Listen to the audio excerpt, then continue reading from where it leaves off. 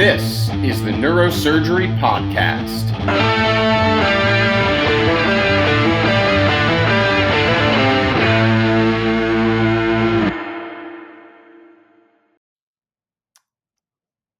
Welcome to the Neurosurgery Podcast. Today we are together, sadly, again, for a memorial episode to a great friend and a great leader in our field who we have lost tragically and unexpectedly, Dr. Mike Groff.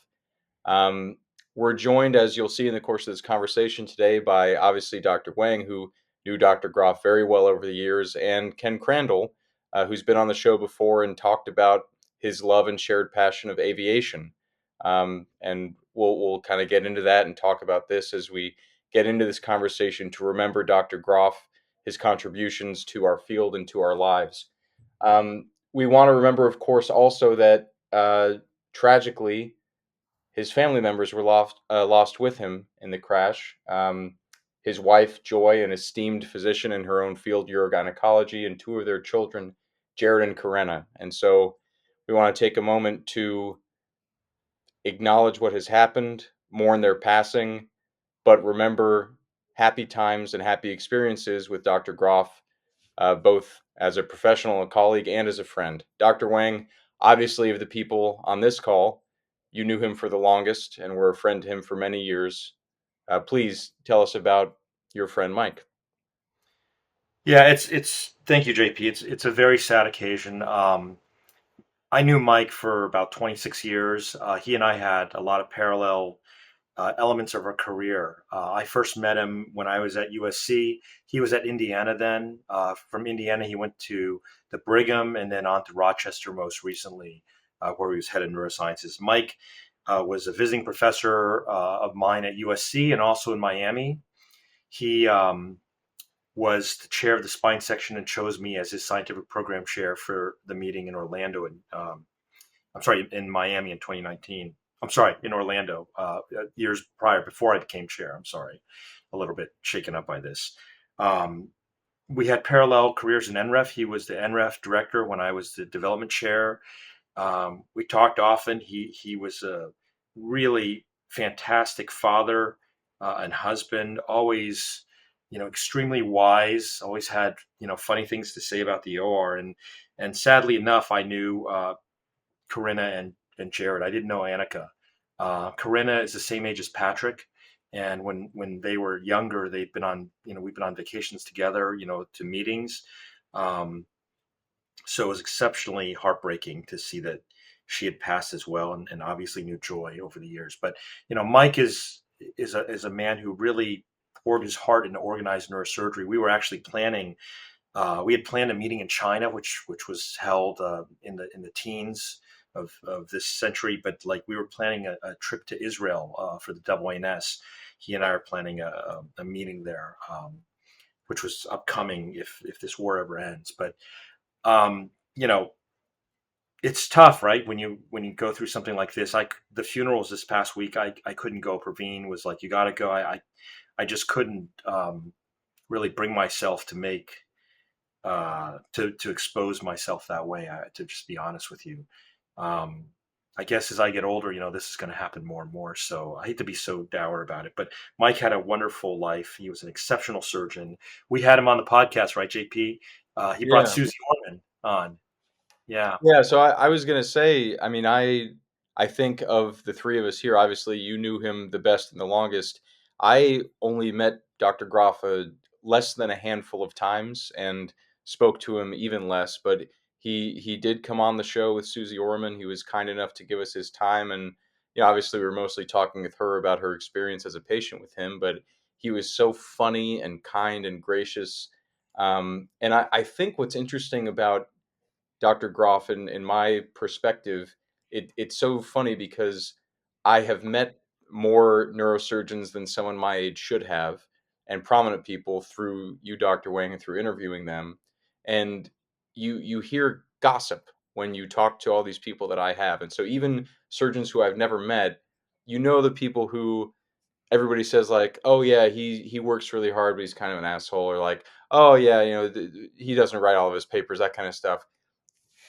To a person, I have never heard anyone say not even a bad word, but anything less than great about Dr. Groff. And so he was always someone who, even in the brief interactions that I had over the years, he was on my list of just, oh, he's one of the really good ones. He's a really phenomenal person. I always thought about trying to have him back on the show just so I could talk to him more or interacting with him more. But he was just universally a solid and great reputation from everyone that I've met in the field that did know him better than I did.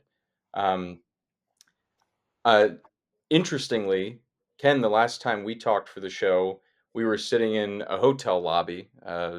Great facilities we have for our recordings. I think that was in San Francisco, maybe, I think so, but it yeah. was, yeah, the last conversation we had, which was about flying and aviation recreationally, which you're a pilot as well, and obviously, and anyone listening or watching this show will know that Dr. Groff and the others, passed in a tragic plane crash. He was an avid flyer and a very high level expert flyer.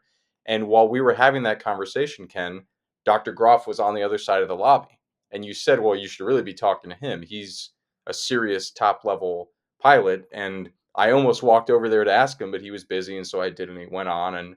Um, but, you texted me, Ken, about how after you heard this news, it was making you think about your own relationship with aviation, whether you would continue to do it. So obviously, you can talk about this in a way that Dr. Wang and I can't, in terms of appreciating what it's like to be an aviator as well as a physician, and just how this news hit you.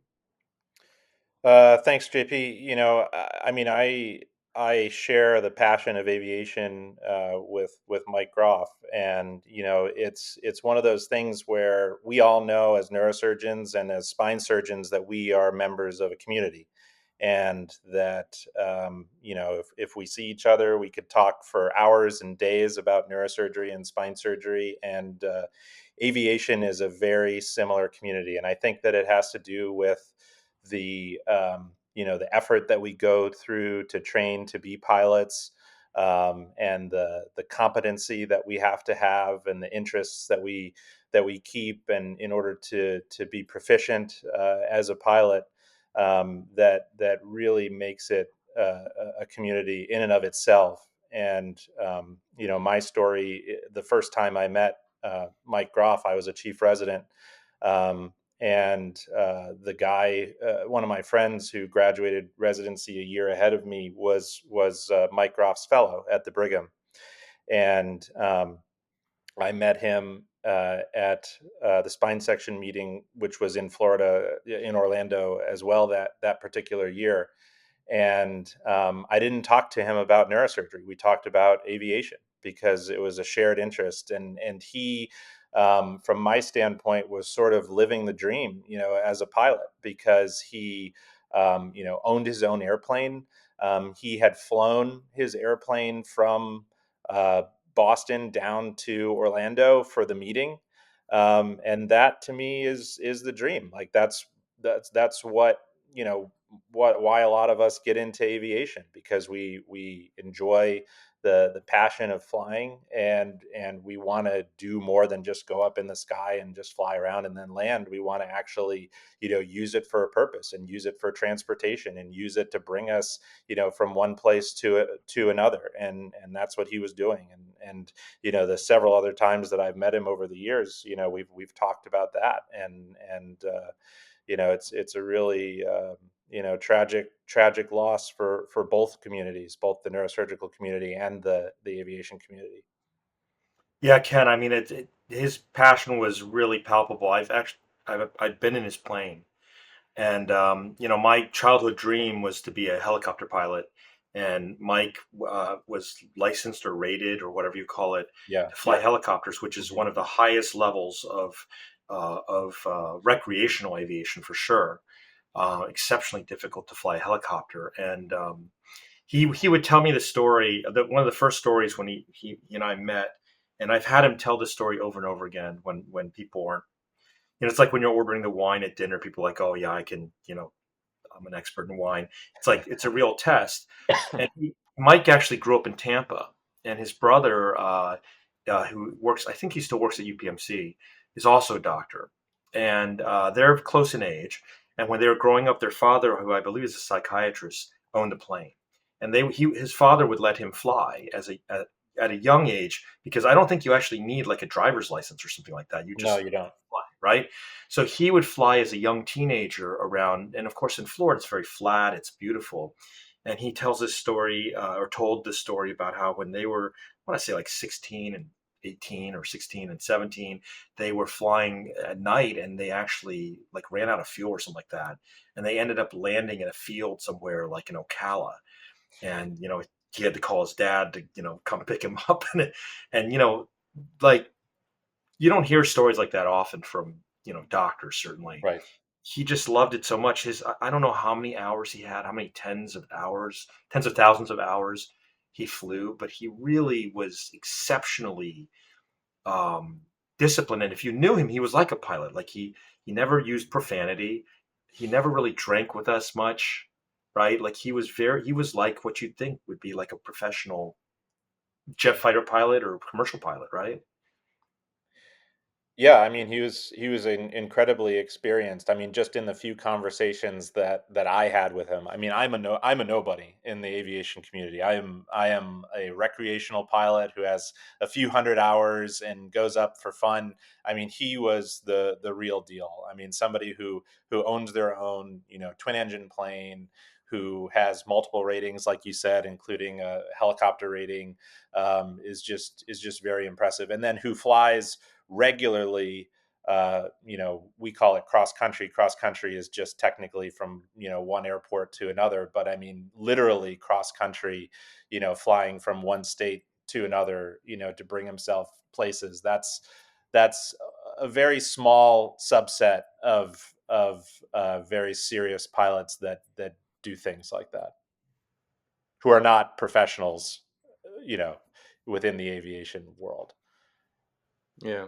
Well, Dr. Wang, when we started this conversation, you shared a bit about how you met Dr. Groff and worked together over the years, trips that you've taken together. I wonder, are there any particular memories that stand out to you from the time that you knew him or worked together with him in these various organizations over the years?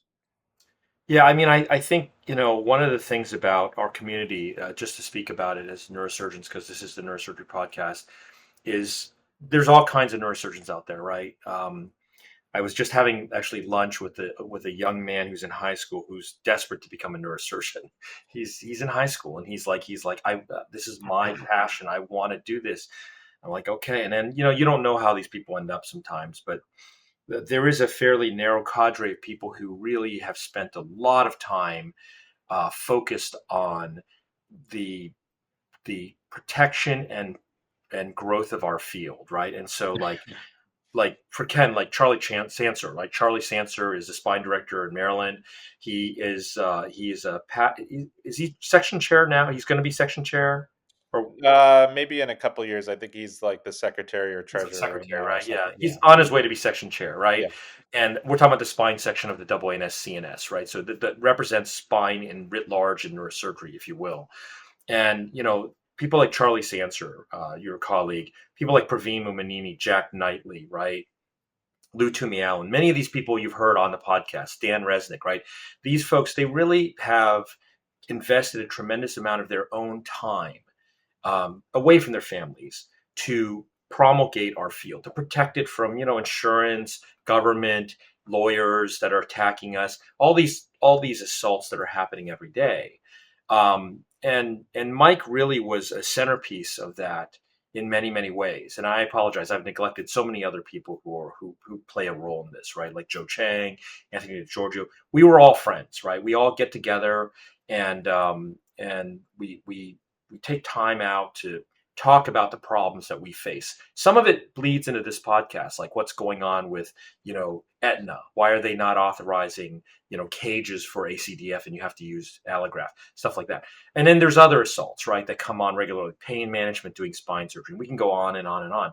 And Mike invested a lot of his time into that. And that's how we became friends. So losing someone like this is more than just losing a doctor or someone who took care of patients or a member of the community or a member of a family. For us as neurosurgeons, It's losing like a soldier. It's like losing someone who for decades crafted expertise that was vital and is vital to the future of our field. And I don't want to make it about that, because this is a person and a family who've been killed, right?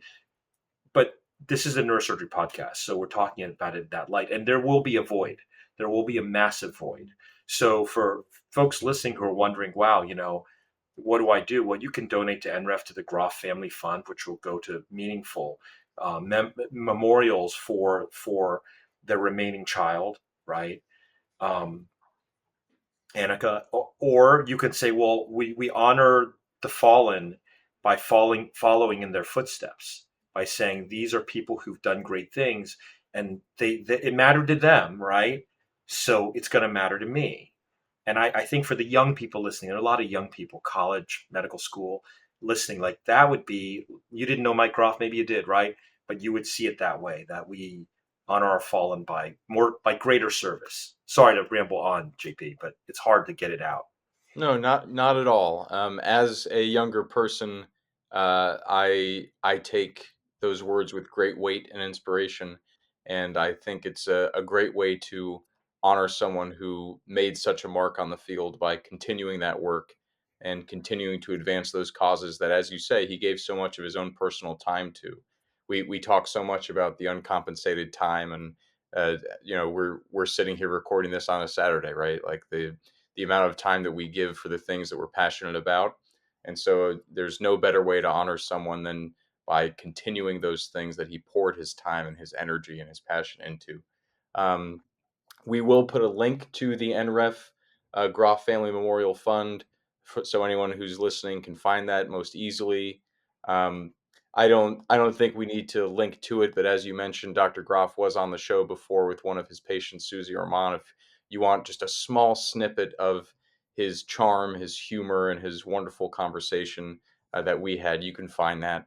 But otherwise, as stated, I think we're all a little shaky recording this one. This is a difficult conversation to have so near to the tragedy that happened. But our hearts go out to everyone affected by this, whether family, professionally, friends, otherwise.